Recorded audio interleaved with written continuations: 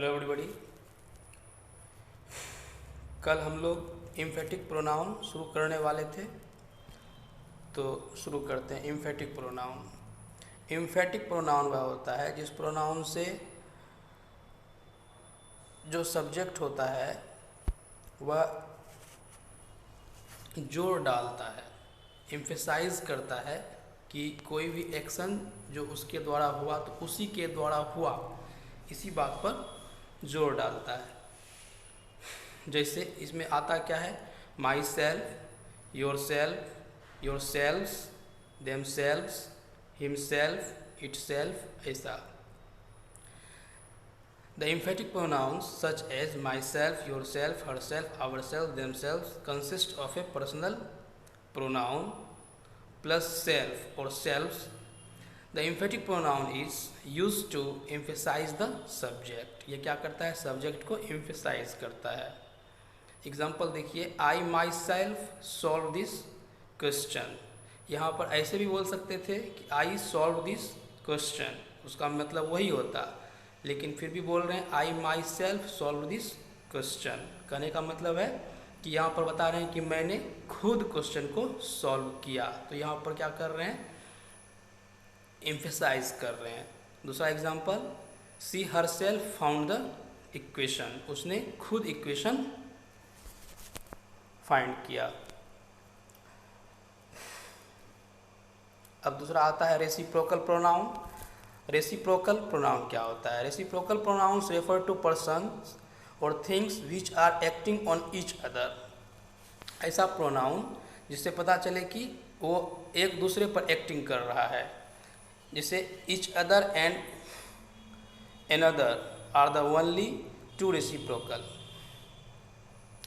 Each other और one another, ये सिर्फ दो ही रेसिप्रोकल प्रोनाउंस हैं। These are always used objectively. Both phrases may be used to refer to either persons or things. Example समझिए, You and I saw each other last week. तो इसमें क्या देख रहे हैं कि तुम और मैं देखा एक दूसरे को पिछले सप्ताह। तो देखा एक दूसरे को मतलब यू आई को देखा, आई यू को देखा, तो इसलिए यहाँ पर प्रोनाउन क्या यूज हो रहा है, ईच अदर। तो ये ईच अदर प्रोनाउन जो है यह कहलाता है reciprocal pronoun. The two friends help one another, तो एक दूसरे को, यहाँ भी क्या हुआ, ये वन अनदर रेसिप्रोकल प्रोनाउन है। If more than two persons are involve, let's say a large book club, we would say that they gave one another books. Example देखिए, the two friends quarreled with each other, they all gave gifts to one another। मतलब अगर एक से ज़्यादा लोग, दो से ज़्यादा लोग रहे तो वहाँ पर आप वन अनदर यूज़ करेंगे। अब डिमॉन्स्ट्रेटिव प्रोनाउंस आता है। डिमॉन्स्ट्रेटिव प्रोनाउन क्या होता है, जो डिमॉन्स्ट्रेट करने का काम करता है। जैसा प्रोनाउन डिमॉन्स्ट्रेट करने का मतलब हुआ इंगित करना, बताना, संकेत करना। तो इसमें दिस, दैट, दीज और दोज, यही चार डिमॉन्स्ट्रेटिव प्रोनाउंस होते हैं, और ये किसी भी चीज़ को, किसी भी पर्सन और थिंग्स को डिनोट करने का काम करता है। In the following examples the words this, that, this and those are used as demonstrative pronouns. देख लीजिए, दिस इज एन अम्ब्रेला, यहाँ पर दिस किसकी क्या करने के लिए आया है, अम्ब्रेला को डिनोट कर रहा है, तो इसलिए यहाँ पर दिस हो गया डिमॉन्स्ट्रेटिव प्रोनाउन। और that is a good idea, तो दैट क्या कर रहा है, ये डिमॉन्स्ट्रेट कर रहा है गुड आइडिया को, तो दैट हो गया डिमॉन्स्ट्रेटिव प्रोनाउन। इनडिफिनिट प्रोनाउंस क्या होता है, नाम से ही पता चलता है इनडिफिनिट, जो कि डिफिनिट नहीं हो। तो ये जैसे हो गया everybody, anybody, somebody, all, each, every, some, none, one, ये सब इनडिफिनिट प्रोनाउंस होता है। और ये किसी मतलब इससे पता नहीं चल पाता है कि किस व्यक्ति को कह रहे हैं, लेकिन कुछ समूह होता है और उसमें से किसी को भी कह रहे होते हैं। मतलब एक समूह है, ग्रुप है, ग्रुप में से किसी एक को या किसी दो को, तीन को या किसी को कह रहे हैं, तो क्लियर नहीं हो पाता है किसको कह रहे हैं, इसलिए इसको इंडेफिनिट प्रोनाउन कहते हैं। एग्जाम्पल से समझिए, one can not get everything one desires, तो अब यहाँ पर वन किसके लिए आया है, तो किसके लिए आया है ये कंफर्म नहीं हो पाते हैं, इसलिए यहाँ पर वन किस क्या है, तो इंडिफिनिट प्रोनाउन है। I will try to think of somebody who can help you. तो समबडी कौन है, ये इंडिफिनिट है कि समबडी कोई भी हो सकता है, तो इसलिए समबडी और यहाँ पर वन जो है वह इंडिफिनिट प्रोनाउंस है। समझ में आ गया। आगे चलते हैं इंट्रोगेटिव प्रोनाउंस। इंट्रोगेटिव प्रोनाउंस वह प्रोनाउंस होता है जो क्वेश्चन करने का काम करता है। The interrogative pronouns are used to making questions और asking questions. The pronoun who, what and which are used as interrogative pronouns. तो व्हाट, व्हिच और हु यही है जो इंट्रोगेटिव प्रोनाउंस के जैसा काम करता है। Who and whom usually refer to people and which too can refer to people occasionally. अब यहाँ पर ध्यान देंगे कि हु और whom ये प्रायः क्या करता है, पीपल को रेफर करता है, जबकि which जो है वह यूजुअली रेफर करता है निर्जीव वस्तु को, लेकिन कभी कभी यह पीपल को भी ओकेजनली पीपल को भी रेफर करता है। Which and what usually refer to things and animals. Which और व्हाट ये प्रायः क्या करता है, थिंग्स और एनिमल्स को रेफर करता है। Who acts as the subject of a verb and while whom acts as the object of a verb और प्रीपोजिशन। तो हु और whom में थोड़ा फर्क समझिए कि हु जब कभी भी आएगा इंट्रोगेटिव प्रोनाउन के रूप में तो वह सब्जेक्ट बन के आएगा, और जबकि अगर ऑब्जेक्ट के रूप में आना होगा तो whom आता है। Look at the following sentences.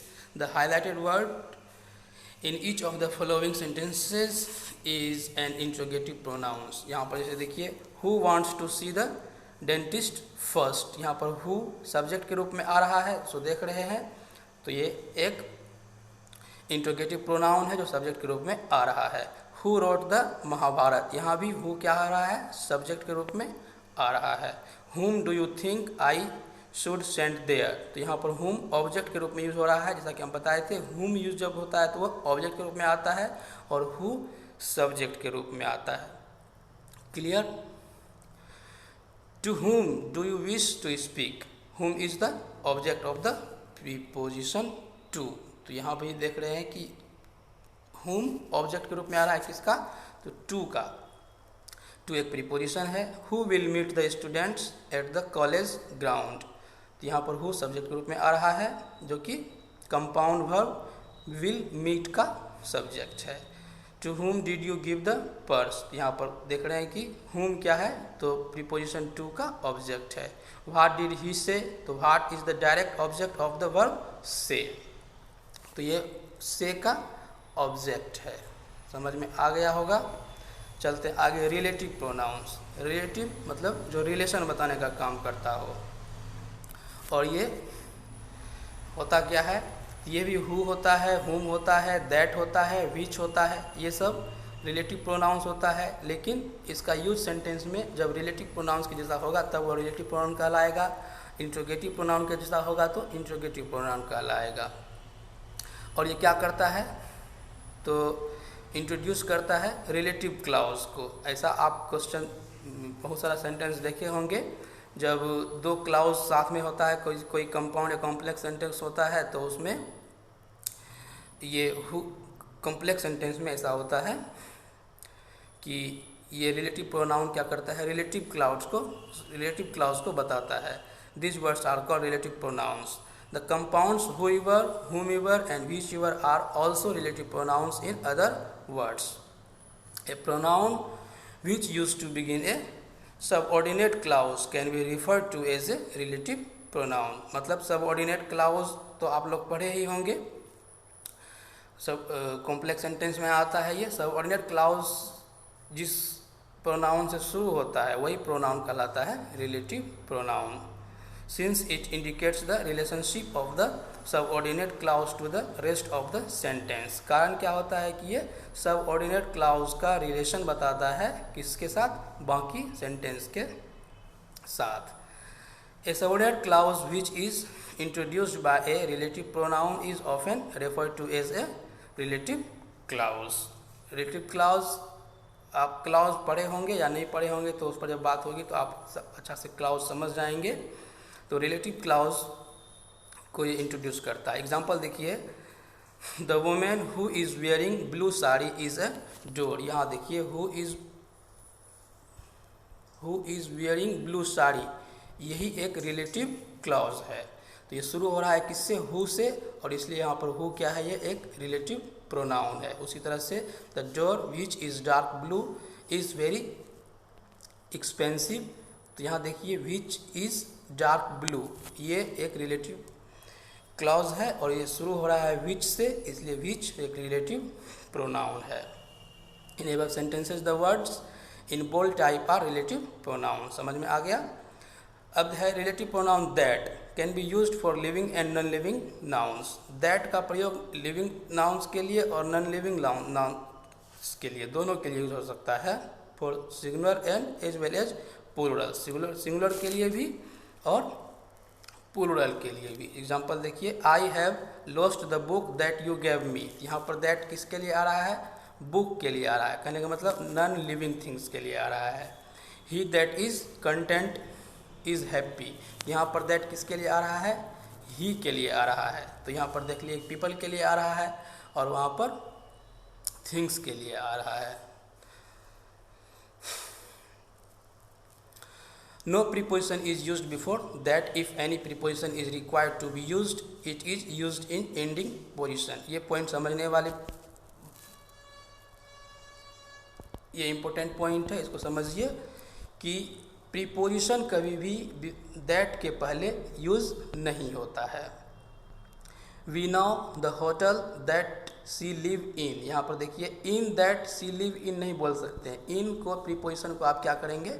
Last में डालेंगे, क्योंकि दैट से पहले इन नहीं आएगा। This is the lady that I told you about, तो यहाँ पर देखिए लेडी अबाउट दैट नहीं बोलते हैं, अबाउट को पीछे कर देते हैं, लास्ट में दे देते हैं। समझ में आ गया?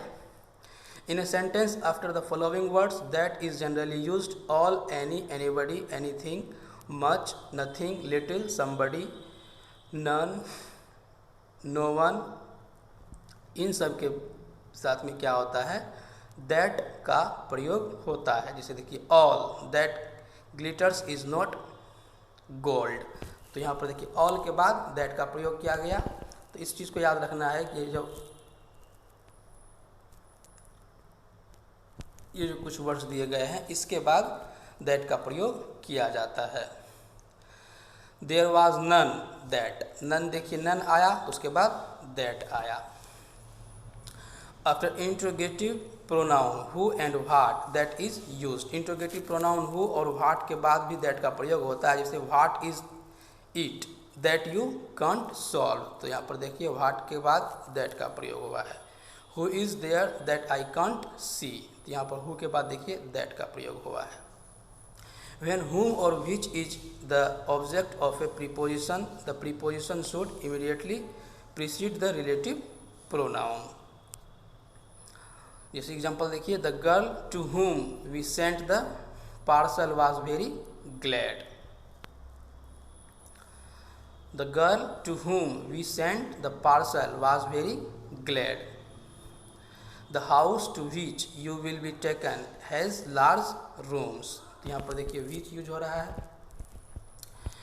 When the relative pronoun that is the object of a preposition, जब relative pronoun that किसी preposition का ऑब्जेक्ट होगा, the preposition is normally placed at the end, तो वहाँ पर क्या होगा? preposition अंत में आएगा of the relative clause.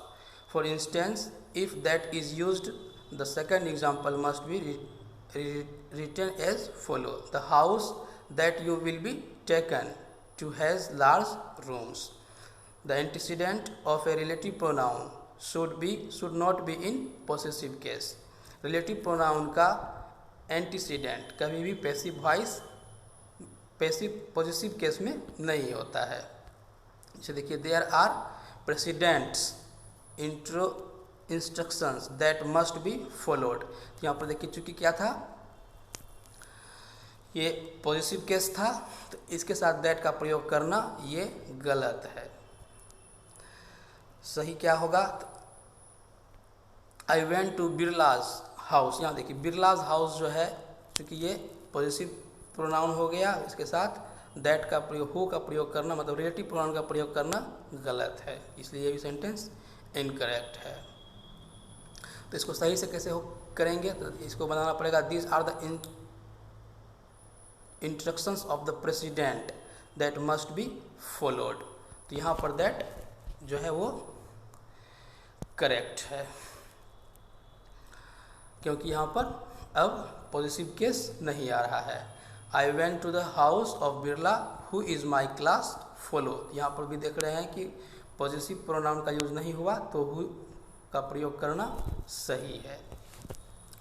आगे चलिए, the relative pronoun should be of same number and person as its antecedent. Relative pronoun का नंबर और पर्सन वही होना चाहिए जो उसके एंटीसीडेंट का है। It means the verb should agree with the number and person of the antecedent.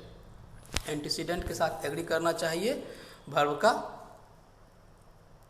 Number और पर्सन। इस एग्जांपल देखिए, the boy who was late was fined. अब चूंकि द बॉय आ रहा है, ये थर्ड पर्सन है, सिंगुलर नंबर है, इसलिए वाज लिया। द बॉयज आ गया तो वेयर आ गया। आई हु एम, देखिए आई था इसलिए वर्ब क्या लिया, एम। तो ये ध्यान देना है कि हु के कारण, इस यहाँ पर समझिए अच्छा से, सब जगह तो हु ही है, लेकिन एक जगह देखिए वाज आया, वेयर आया, एम आया, ये किसके अकॉर्डिंग आया, तो antecedent the boy, the boys और आई के अकॉर्डिंग आया। दे आया तो हु लिव लिखे, क्यों, क्योंकि दे इस वर्ब से एग्री करना चाहिए। आगे चलते हैं, डिस्ट्रीब्यूटिव प्रोनाउन। डिस्ट्रीब्यूटिव प्रोनाउन क्या होता है, जैसे नाइदर, आइदर, ये सब डिस्ट्रीब्यूटिव प्रोनाउन होता है। डिस्ट्रीब्यूटिव प्रोनाउन जैसे समझिए ऐसा होता है कि ऐसा प्रोनाउन जिसमें से दो हो और दो में से किसी एक को चुनना हो, किसी एक को रेफर कर रहे हैं, दो में से किसी एक को रेफर कर रहे हैं, तो वैसा होता है वो डिस्ट्रीब्यूटिव प्रोनाउन। और ये प्लूरल में भी हो सकता है, मतलब कई में से भी एक को रेफर कर सकते हैं। If feminine gender noun follows any one of the distributive pronouns use personal pronoun her. यदि कोई फेमिनिन जेंडर नाउन हो और वह फॉलो करता हो डिस्ट्रीब्यूटिव प्रोनाउन को, तो उसके साथ पर्सनल प्रोनाउन हर का प्रयोग करेंगे। एग्जाम्पल देखिए, neither of this two girls has deposited her fees लिखे, क्योंकि गर्ल्स था, फेमिनिन था इसलिए हर लिखे। Either of two girls has received her gift लिखे, क्योंकि वहाँ पर गर्ल्स था इसलिए हर लिखा गया। If plural pronoun us, them, you follows the distributive pronoun use singular masculine gender pronoun। यदि प्लूरल प्रोनाउन आता है जैसे अस, देम, हु, यू, तो उसमें अब चाहे कोई भी जेंडर हो, फेमिनिन जेंडर हो, मैस्कुलिन जेंडर हो, लेकिन वहाँ पर हम यूज करेंगे मैस्कुलिन जेंडर को ही। जैसे देखिए, नाइदर ऑफ देम, तो देम से पता नहीं चल रहा है कि वो फेमिनिन है, मैस्कुलिन है, क्या है, लेकिन हम बता रहे हैं चूँकि यहाँ पर लिखा पॉइंट है कि प्लूरल प्रोनाउन होगा तो वह मैस्कुलिन जेंडर ही लेगा, इसलिए यहाँ पर क्या यूज हुआ है, his. Each of them has forgotten his wallet लिखे, क्योंकि देम था और देम प्लूरल